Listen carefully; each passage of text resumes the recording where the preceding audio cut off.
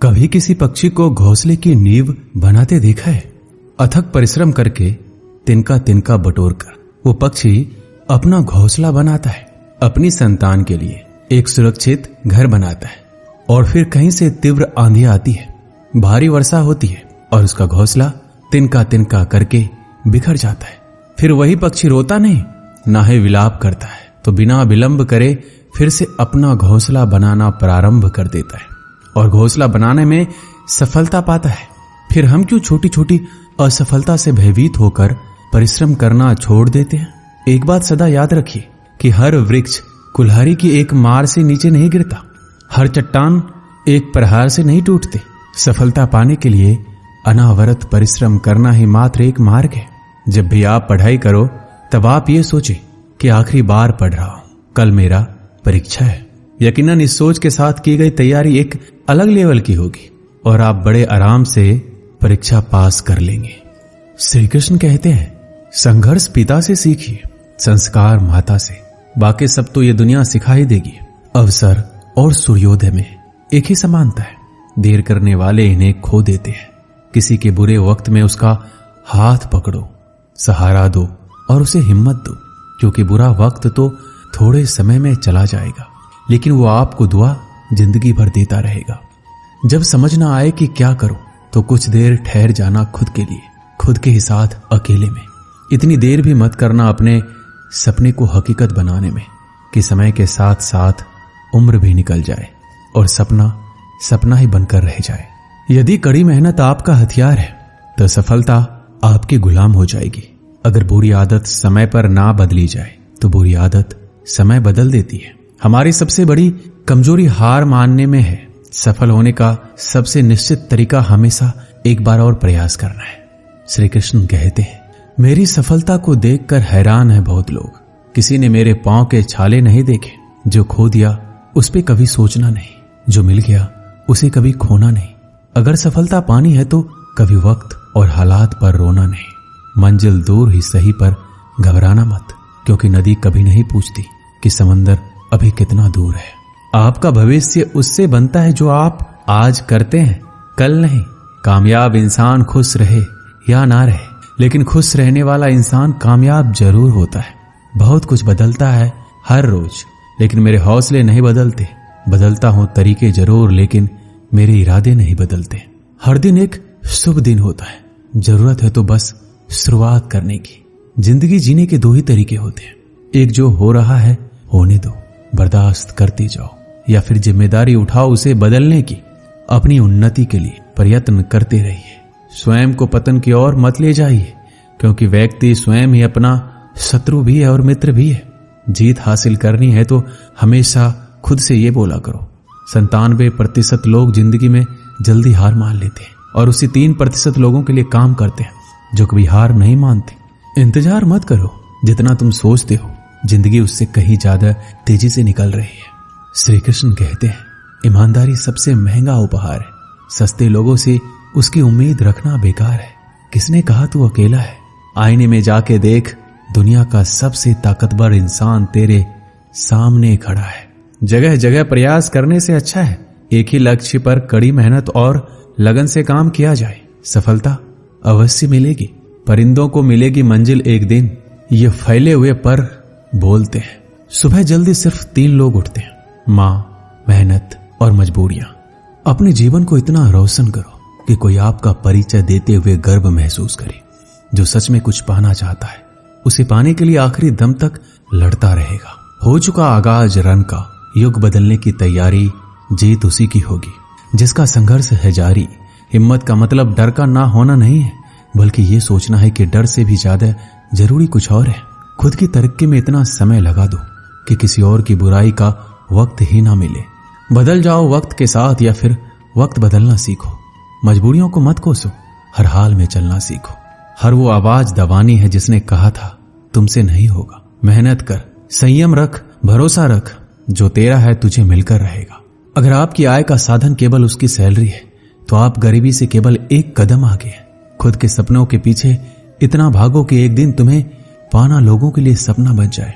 आप सफलता तब तक नहीं प्राप्त कर सकते जब तक आप में असफल होने का साहस ना हो।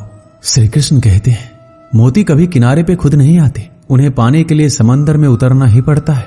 अगर आप कुछ ऐसा पाना चाहते हैं जो आपने पहले कभी नहीं पाया, तो आपको कुछ ऐसा करना पड़ेगा जो आपने पहले कभी नहीं किया। नींद से इतना भी प्यार ना करो कि मंजिल भी ख्वाब बन जाए। अगर आप सकारात्मक बोलोगे तो आपको सब सकारात्मक ही दिखेगा। अपने दिमाग को हर स्थिति में अच्छा देखने के लिए ही प्रशिक्षित करें। अगर आप बुरी स्थिति में भी अपने आप को सकारात्मक रखते हैं तो ये आपकी जीत है। अगर आपने ये मन में ठान लिया कि आप कर सकते हैं तो इसी में आपकी आधी जीत हो जाती है। जीवन में हमेशा मुस्कुराने की वजह नहीं मिलती, लेकिन आपकी मुस्कान दूसरों के मुस्कुराने की वजह जरूर होती है। बेशक हर दिन अच्छा नहीं होता, लेकिन हर दिन कुछ ना कुछ अच्छा जरूर होता है। आपकी जिंदगी चाहे कितनी भी बुरी क्यों ना गुजर रही हो, आपको हर रोज सुबह धन्यवाद करना चाहिए कि आपके पास जिंदगी है। दूसरों की छोटी छोटी मदद करते रहिए। कई बार ये छोटी छोटी मदद दूसरों के दिल में बड़ी जगह बना लेती है। जब हम बैठते हैं तो हम डर पैदा करते हैं, जब हम कार्य करते हैं तो हम इसे दूर कर लेते हैं। लक्ष्य भले ही तुम्हारा छोटा है, लेकिन संकल्प हमेशा भरा रखिए। जिस व्यक्ति में आत्मविश्वास होता है वह दूसरों का भी विश्वास हासिल करता है। अगर ख्वाहिश कुछ अलग करने की है तो दिल और दिमाग के बीच बगावत लाजमी है। सोच की वजह से कोई मालिक होता है और कोई नौकर। टालने वाले नहीं, कुछ करने वाले दुनिया में आगे बढ़ते हैं। जो वक्त के साथ अपने आप को बदलता है वही अपने हिसाब से दुनिया को बदल सकता है। हारता तो हर कोई है जिंदगी में, लेकिन जीतता वही है जो उससे सीखता है। जीतने और हारने वालों में फर्क बस इतना सा है, हारने वालों ने हार मान ली और जीतने वालों ने हार नहीं मानी। जो आज में काम करता है वही आगे राज करता है। तब तक काम करो जब तक तुम्हें अपने आप पर गर्व ना हो। जिन्हें अपने आप पर भरोसा होता है फिर डर को भी उनसे डर लगता है। इस दुनिया में तुम्हें सब कुछ मिल सकता है, बस तुम्हें पाने की जिद होनी चाहिए। श्री कृष्ण कहते हैं, अपने मंजिल तक पहुंचने का रास्ता खुद बनाओ, किसी के इंतजार में मत बैठो। वक्त और हालात को तुम्हारे आगे झुकना पड़े, कुछ ऐसा कर गुजरो। कुछ हासिल करने वाले किसी का इंतजार नहीं करते हैं, वो बस अपने राह पर निकल जाते हैं। भीड़ का हिस्सा तो सब बनते हैं, भीड़ की वजह बनो। तुम्हारी कामयाबी सिर्फ तुम्हारी वजह से रुकी हुई है। जो व्यक्ति अपने आप से ईमानदार होता है उसे सफल होने से कोई नहीं रोक सकता। सफल वही होता है जो अपने समय की कदर करता है। जिन्हें सफल होना होता है वो किसी और चीज में अपना वक्त बर्बाद नहीं करते हैं। वक्त के साथ जो चलते हैं उनके पीछे पूरी दुनिया चलती है। बेहतर से बेहतरीन होने के लिए अपने कमी पर काम करना बहुत जरूरी है। जिनके इरादे मजबूत होते हैं वो बस अपने लिए काम करते हैं। एक दिन की बात है, एक साधु गांव के बाहर वन में स्थित अपनी कुटिया की ओर जा रहा था। रास्ते में बाजार पड़ा। बाजार से गुजरते हुए साधु की दृष्टि एक दुकान में रखी ढेर सारी टोकरियां पर पड़ी। उसमें खजूर रखे हुए थे। खजूर देखकर साधु का मन ललचा गया। उसके मन में खजूर खाने की इच्छा जाग उठी, किंतु उस समय उसके पास पैसे नहीं थे। उसने अपनी इच्छा पर नियंत्रण रखा और कुटिया चला गया। कुटिया पहुंचने के बाद भी खजूर का विचार साधु के मन से नहीं निकल पाया। वह उसी के बारे में सोचता रहा। रात में वह ठीक से सो भी नहीं पाया। अगली सुबह वह जगा तो खजूर खाने की अपनी इच्छा की पूर्ति के लिए पैसे की व्यवस्था करने के बारे में सोचने लगा।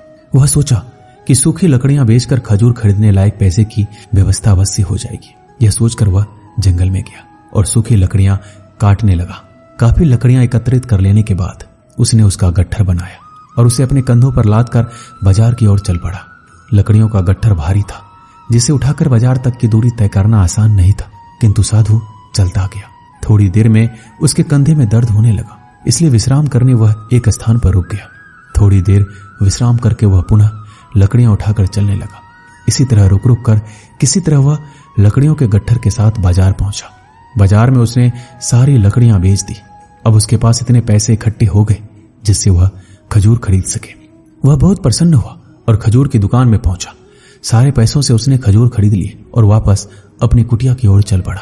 कुटिया की ओर जाते जाते उसके मन में विचार आया कि आज मुझे खजूर खाने की इच्छा हुई।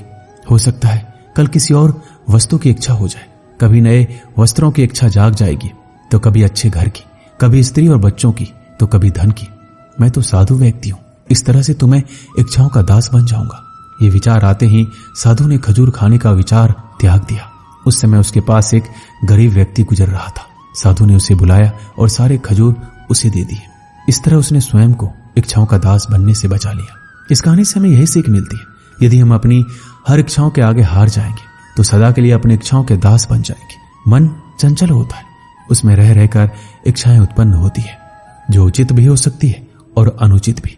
ऐसे में इच्छाओं पर नियंत्रण रखना आवश्यक है। सोच विचार कर इच्छाओं के आकलन के उपरांत ही उनकी पूर्ति के लिए कदम बढ़ाना चाहिए, तभी जीवन में सफलता प्राप्त होगी। हमें इच्छाओं का दास नहीं बनना है, बल्कि इच्छाओं को अपना दास बनाना है। दोस्तों, इस वीडियो में बस इतना ही। मिलते हैं अगले वीडियो में। अपना ख्याल रखिएगा। जय श्री कृष्ण।